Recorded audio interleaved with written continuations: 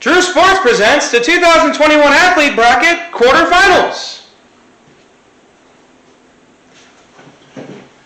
Hey everyone, how's it going? Just want to wish everyone a happy Thursday. Almost Friday, the weekend is almost here. I'm recording this late Thursday night. We just released a bracket for the quarterfinals on Twitter and Facebook, and then also on DrewSports.com. Check them out. Just happy for your participation, everyone. Now it comes down to the legends. We will talk a little bit about every matchup. I'll kind of give you my analysis, my goofy analysis on everything, and then I want you to please vote. And please like and subscribe if you like. It's up to you. You can give me a frowny face too if you like. But anyways, let's go to the matchups. Let's do it. Okay. So remember, these are the champions of all of these regions.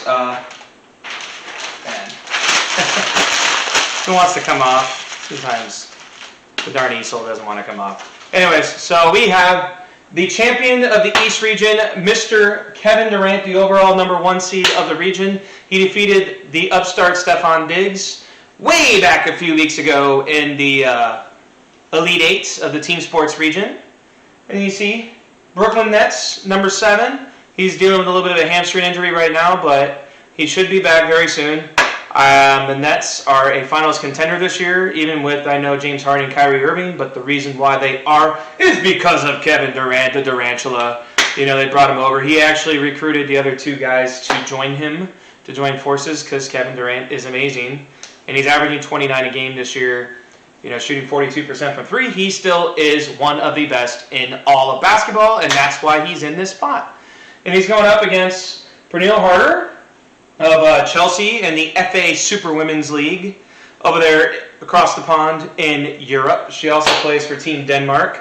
She's kind of what I like to call the Dirk Nowitzki of women's soccer. If you remember, Dirk was one of the best players in the NBA for, 15 years, but because he played for Team Germany in international events, it's kind of like, yeah, that guy's good, but their country, they're not a contender to go all the way. It's kind of the same with Harder and Team Denmark. They're not one of the best teams in women's soccer. They're not bad by any means, but obviously they're not on the levels of, the USA or Japan or Brazil, some of the better teams in women's soccer right now. But she is scored 27 goals this season. She is definitely a beast, and is the reason why she is here. Ms. Pernille Harder, I do have to say, the awesome thing about this bracket is we have 2 men's basketball player, 1 women's basketball player, 2 women's soccer player, 1 men's soccer player.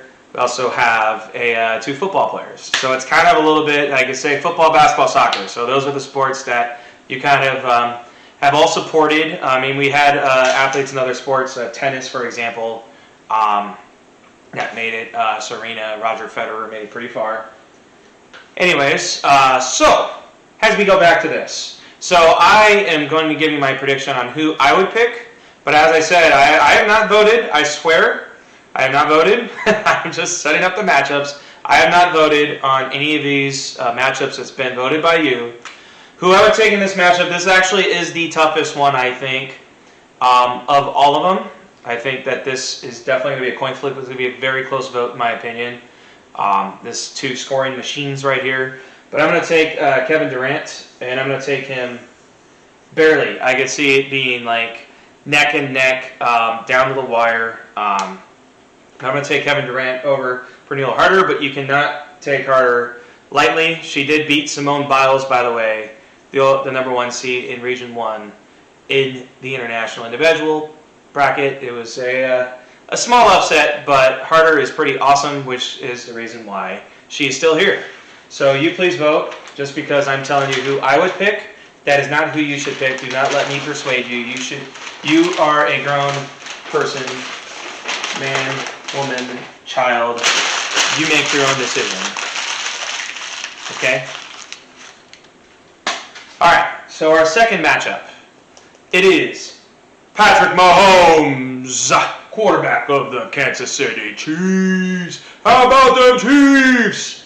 Patrick Mahomes, anyways, #15. He defeated Giannis Antetokounmpo in a 1-2 matchup. Actually, the only 1-2 matchup in the Elite Eight in any bracket, which he defeated Giannis. It was a pretty close, actually, vote. It was down to the wire. Obviously, Giannis has won 2 consecutive MVPs. Mahomes has won an MVP and a Super Bowl MVP, and then this year led his Chiefs to a 14-2 record and the Super Bowl. Patrick Mahomes, he's pretty darn good, and that's why he's still here. And he's going up against the legend known as Diana Taurasi of the Phoenix Mercury. Oh yeah, represent AZ, baby. You know that's not the reason why she's here. I did not vote her through. I know that some of you are like, hey, we know you're an Arizona guy. Drew Sports 2 with Drew. Those who know me know I hail from Arizona. That's where I was initially growing up. Spent a good chunk of my life anyways to go into the biography of me. But anyways, Diana Taurasi, she is awesome. She is still one of the best. Basketball average 19, 4, and 5, which is an amazing stat line for a WNBA player. As you know, WNBA games are shorter in duration, so those statistics are awesome, especially for someone who is 38 years young. She is a unicorn. She's in the Brady, LeBrons, Ronaldo's, just kind of, you know, she ages fine. It's like she's just as good as she was when she was 28. But anyways, Taurasi beat Lionel Messi, the number 1 seed in Region 2 in the Elite 8, which kind of was fun. I actually did think the international individual bracket, it was a lot harder to grade that, and I honestly thought that there might only be 1 or 2 number 1 seeds who advanced, unlike the team sports where it was mostly chockerific except Derrick Henry, who we're going to get to in a minute. Anyways, who would I take in this matchup? Another tough matchup. I mean, Taurasi has to, she has to be taken seriously, obviously, at this point. She beat the top 3 seeds in her region to get here, so obviously it wasn't like she was beating someone who pulled a big upset. She was going up against some of the best athletes in the world, including Djokovic and Messi. And I gotta say, you know, it shows just how beloved and how awesome she is that she made it here. I'm gonna go with Mahomes, but I do think that this also will probably be a pretty close matchup. I think that Super Bowl defeat to the hands of the Tampa Bay Buccaneers kind of stains Mahomes a little bit. It shouldn't. You know, it's hard for any quarterback. It doesn't matter who you are. We could have had, you know, the great Chuck Norris behind quarterback, and he probably would have struggled as well in that game when every 2 seconds you have someone chasing after you. But anyways, so, whoa, there we go. There we go. All right, next, our third matchup, which is not a number 1 seed in this matchup, which is awesome, which means that we're not going to have all number 1 seeds in the Final Four. I know that some of you, when you fill out your NCAA March Madness bracket next week, are just going to be like 1, 1, 1, 1, 1.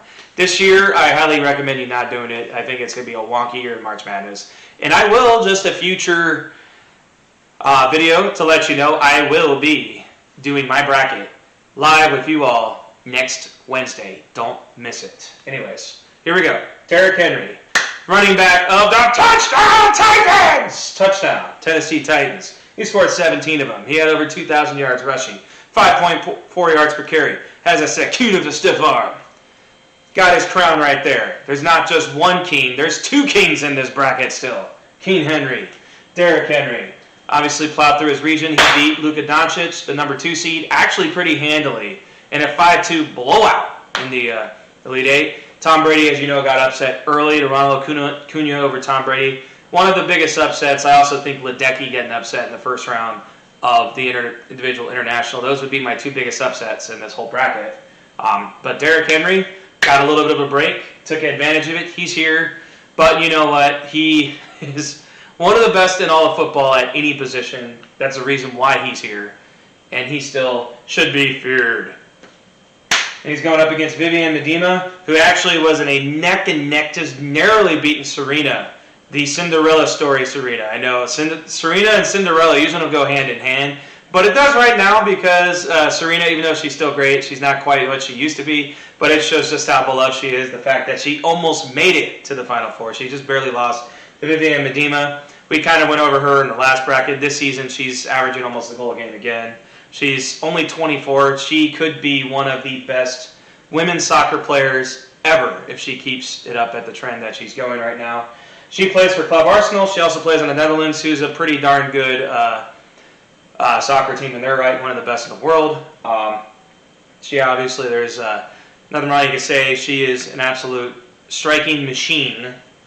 And who am I going to take in this matchup? I'm going to take Medina. I think that Derrick Henry's run probably comes to an end here. I mean, I could be wrong, but you know, I think any of these matchups, you never know. When you get this far, it shows the support that everybody is showing for all of these athletes. But I got to go with Medina here. I think that she's a pretty substantial favorite in this matchup. But we'll see. People love the NFL, and people love Derrick Henry, as he should, because he's fun to watch. Anyways. And lastly, this is the matchup of all matchups. This is one of the most, I don't even know if anything can top this matchup in terms of popular matchups for the rest of the bracket. I mean, maybe Mahomes, LeBron in the championship, if that happens, that would be pretty awesome.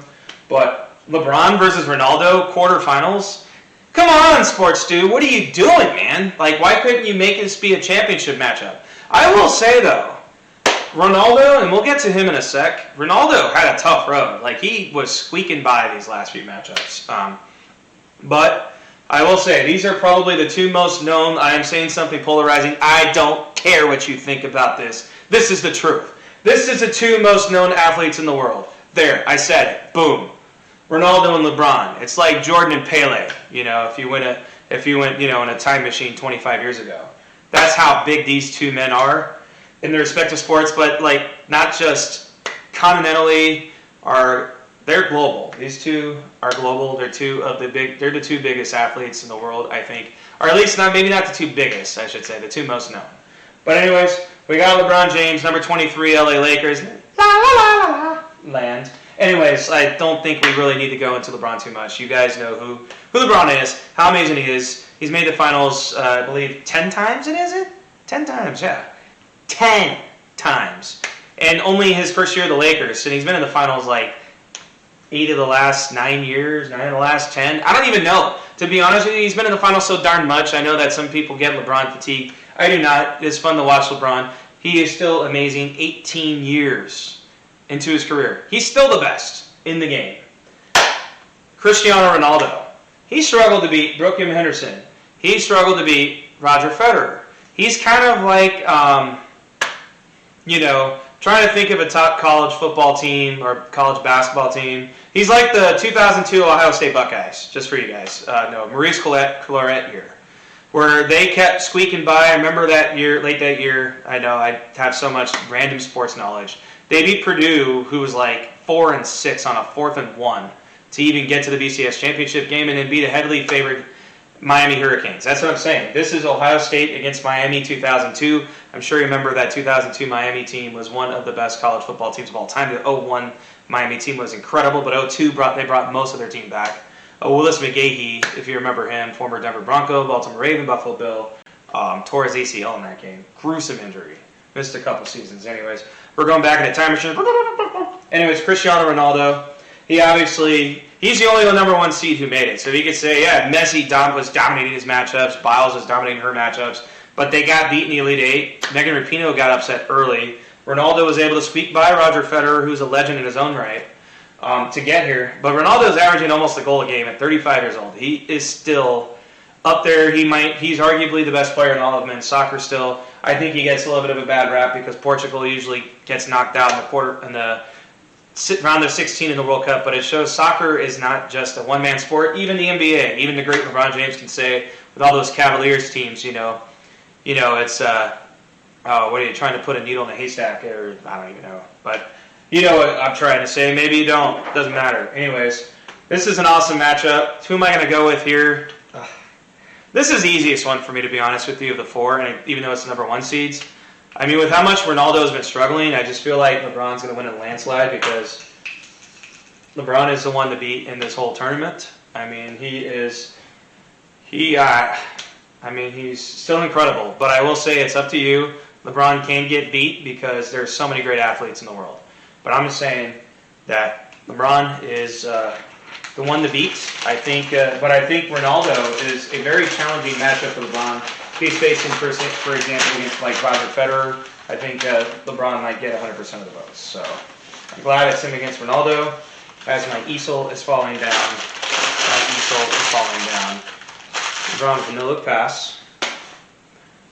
And the 3 is good. Anyways, so thank you for the video. Thank you for watching the video, I meant to say. Thank you for the video as well. I know, that's what you're saying to me. But please like and subscribe.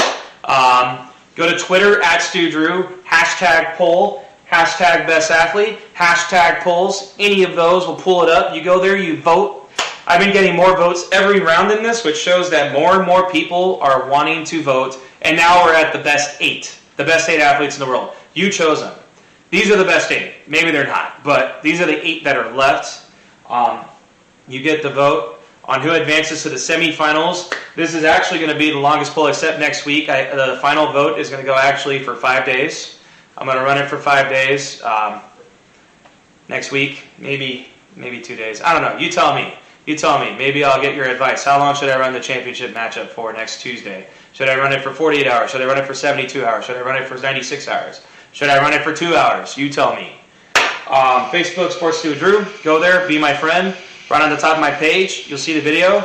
Just click on it. Vote. You get some questions. Bubble, bubble, bubble, bubble. Just like, you're doing, the aptitude test, the SAT, the ACT, the MIT, the UCT, whatever. And then go to drewsports.com. And it'll give you a little bit more in-depth analysis about these matchups. And you can also respond and be like, Drew, why do you think, why would you pick LeBron over Ronaldo? Why would you pick Medimo over Henry? And I will give you my answer a little bit more in depth if you like it. Or just go and vote. We're just here to talk about sports. We're here to have fun, everyone. The world is not the best right now. It's not the worst either. Could be worse. But I know that we're still in a pandemic. It's been a full year at this point. And, just love each other. Be there for each other. That's all I could say. Thanks for watching. See you in a few days. Have a good weekend.